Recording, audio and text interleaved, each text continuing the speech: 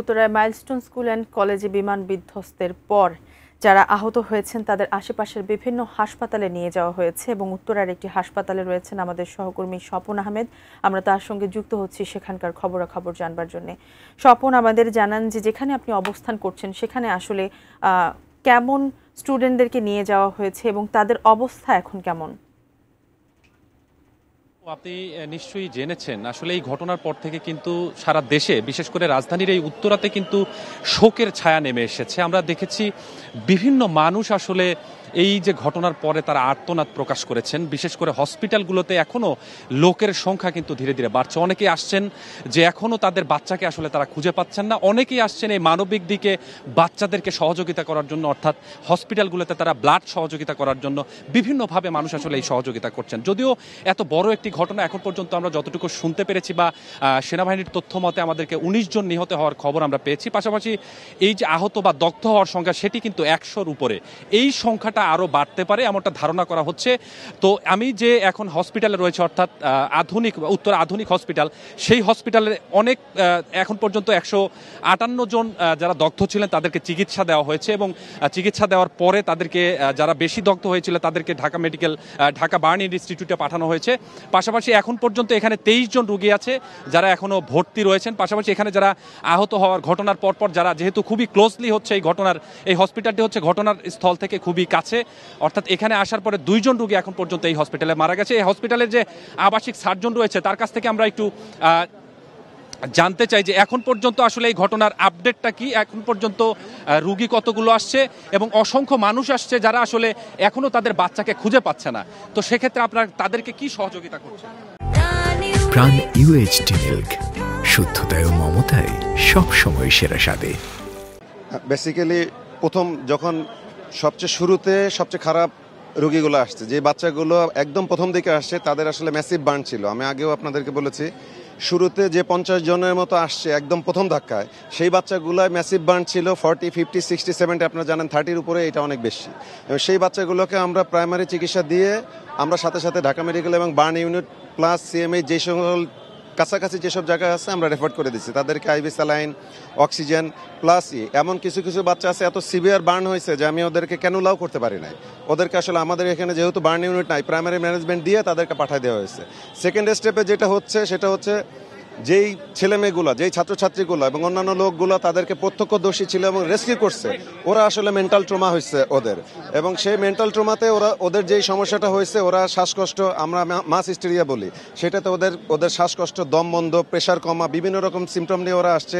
সেই রোগীগুলোকেও আমরা চিকিৎসা দিয়ে কিছু কিছু ভর্তি রেখেছি এবং সামান্য বার্ন যেগুলো প্রাইমারি আমরা চিকিৎসা দিতে পারবো শুধু সেই রোগীগুলোকেই আমরা ভর্তি রেখেছি। বাদ বাকি আসলে আমরা সমস্ত, সেটার সংখ্যা কত এখন পর্যন্ত ভর্তি রোগী আমরা অনেক ছুটি দিয়ে দিচ্ছি, 20-25 জনের বেশি এখন এই মুহূর্তে নাই, বাদ বাকি সবাইকে দিয়ে দিচ্ছে। এবং যারা আছে তারা আউট অফ ডেঞ্জার অ্যাকচুয়ালি, তাদের জন্য তাদের ম্যাসিভ ব্লিডিং বা ম্যাসিভ বার্ন তাদের হয় নাই যে তাদেরকে ব্লাড দিতে হবে। সুতরাং এইখানে যারা আছে তাদের এই মুহূর্তে আসলে ব্লাডের বা অন্য কোনো আইসিইউ এগুলোর প্রয়োজন নাই।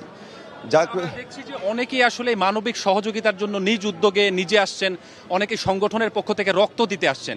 তো সেক্ষেত্রে এই হসপিটালে কি আসলে রক্ত, এই মুহূর্তে আমি আপনাদেরকে বারবার বলছি, যারা বাইরে ভিড় করছেন বা মপ করছেন, আসলে এই মুহূর্তে আমাদের এখানে ব্লাডের প্রয়োজন নাই। যাদের প্রয়োজন তাদেরকে আসলে আমরা শুরুতেই রেফার করে দিচ্ছি, কারণ বার্ন এখানে কোনো ডেফিনিটিভ বার্ন ইউনিট নাই যে আমি ডেফিনিটিভ বার্নের চিকিৎসা এখানে দেবো। আমি মিনিশিয়াল প্রাইমারি ম্যানেজমেন্ট দিয়ে আমরা সবাইকে, এবং কেউ কেউ পুলিশের একজন ঊর্ধ্বতন কর্মকর্তা বলতেছিলেন যে এটা একটা business institution, for their information, যে একটা টাকা তো দূরের কথা, আসলে বাচ্চাদের জান নিয়ে টানাটানি, আমি বিল কোথায়? আমি নিজে যে ফার্মেসির যে লোকজন আছে, আমাদের যে গভর্নিং বোর্ডের চেয়ারম্যান ফরাদ আলিম ডোনার, উনি ফোনে বলে দিচ্ছেন সমস্ত কিছু তোমরা 1 সেকেন্ড দেরি না করে দিয়ে দাও। সুতরাং টাকা তো দূরের কথা, এই সময়ও নাই যে কি করবো, আমার তো বাচ্চাদের যান বাঁচানো আমার জন্য ফরজ হয়ে গেছে। সেখানে ব্যবসার কোনো কোশ্চেন আসে না।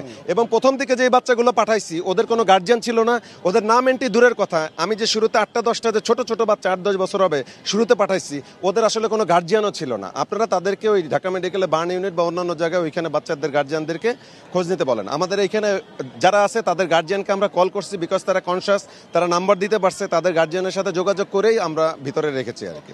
আপনাকে অসংখ্য ধন্যবাদ। যেমনটি শুনলেন যে আসলে এই হসপিটালে যারা আসলে প্রথম দিকে এসেছিল তাদেরকে, যারা বেশি দগ্ধ তাদেরকে আসলে বার্ন ইনস্টিটিউশনে পাঠানো হয়েছে। পাশাপাশি এখন যারা আসেন তারা একটু কম দগ্ধ, তাদের অভিভাবকদেরকে খবর দেওয়া হয়েছে, তারাও আসছেন।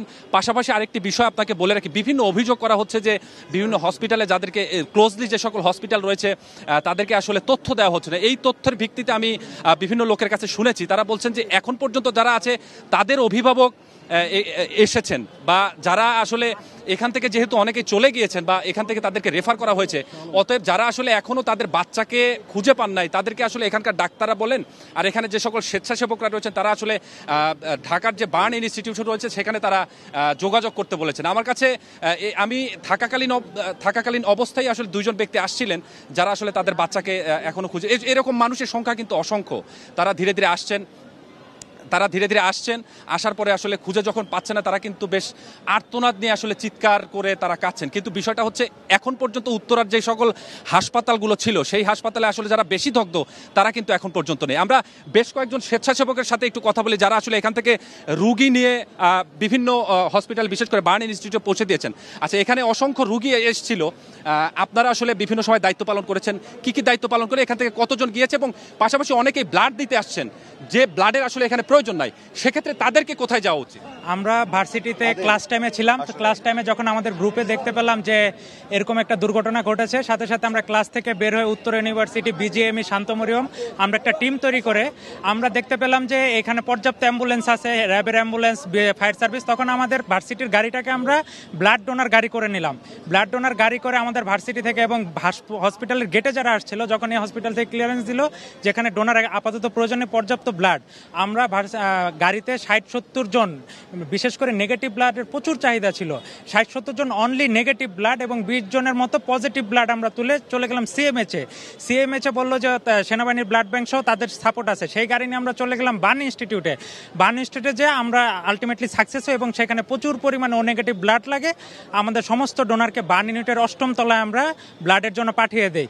দেন খবর পেলাম এবি নেগেটিভের আরও 20 ব্যাগ ব্লাড লাগবে। আমরা সেই গাড়ি নিয়ে ঢাকা কলেজের সামনে এসে নূরজাহান মার্কেট, নিউ মার্কেটের মার্কেট সমিতির অফিসে যে আমরা মাইকিং করে আবার ডোনার কালেক্ট করে আবার বার্ন ইনস্টিটিউটে গিয়ে আবার আমরা সেই ডোনারদেরকে বার্নে ব্লাড ম্যানেজ করে দিয়ে দেন আমরা সেই ডোনারদেরকে আবার ঢাকা কলেজে এদিক নামিয়ে দিয়ে দেন আমরা এলিভেটেড হয়ে আমরা আমাদের ভার্সিটির গাড়ি আবার উত্তরা ব্যাক করি। ধন্যবাদ। এই যে মানবিক কাজ, আপনি নিশ্চয়ই জানেন যে এত বড় একটি দুর্ঘটনা বাংলাদেশে, এই বিমান দুর্ঘটনায় এত হতাহতের সংখ্যা কিন্তু এর আগে হয়নি। অতএব এই ঘটনার পরে পুরো দেশে, বিশেষ করে রাজধানীর যে ঘটনাস্থল উত্তরাতে, এখানে কিন্তু মানুষের যে আর্তনাদ সেটি কিন্তু আমরা প্রকাশ্যেই দেখতে পাচ্ছি। তারা বিভিন্নভাবে নিজেরা সহযোগিতা করছেন, এমনকি রাস্তায় পরিবহনের জন্য যে জায়গাগুলো রয়েছে এই রাস্তাগুলোতে যেন খুবই শৃঙ্খলভাবে আসলে যে গাড়িগুলো রুগী নিয়ে বের হচ্ছে সেই গাড়িগুলো যেন খুব দ্রুতই আসলে ঘটনাস্থল থেকে হাসপাতালে পৌঁছাতে পারে, এই সহযোগিতা করার মানুষের কিন্তু অভাব নেই। পাশাপাশি এরকমও মানুষ আছেন যারা এখন পর্যন্ত বাচ্চা আসলে খুঁজে পাননি। তারা বিভিন্ন হাসপাতালে, আমি যেহেতু গিয়েছিলাম, প্রত্যেকেই বলছেন যে এখন পর্যন্ত যে হাসপাতাল স্থানীয় অর্থাৎ উত্তরাতে যে হাসপাতালগুলো ছিল সেই হাসপাতালে আসলে খুব যে বেশি দগ্ধ রোগী এখানে নেই, বেশিরভাগ রোগী হচ্ছে বার্ন ইনস্টিটিউটে রয়েছেন। তো আমরা আমরা আমরা আমরা এটাই বলতে চাই যে এখন পর্যন্ত যারা আসলে বাচ্চাদের এখনো খুঁজে পাননি তারা যদি সরাসরি গিয়ে বার্ন ইনস্টিটিউটে আপনারা যোগাযোগ করেন, হয়তোবা সেখান থেকে আপনাদেরকে শুধু বার্ন ইনস্টিটিউট না, সিএমএইচ, এই দুই জায়গা যদি আপনারা যোগাযোগ করতে পারেন তাহলে হয়তোবা আপনারা সর্বশেষ আপডেট পেতে পারেন।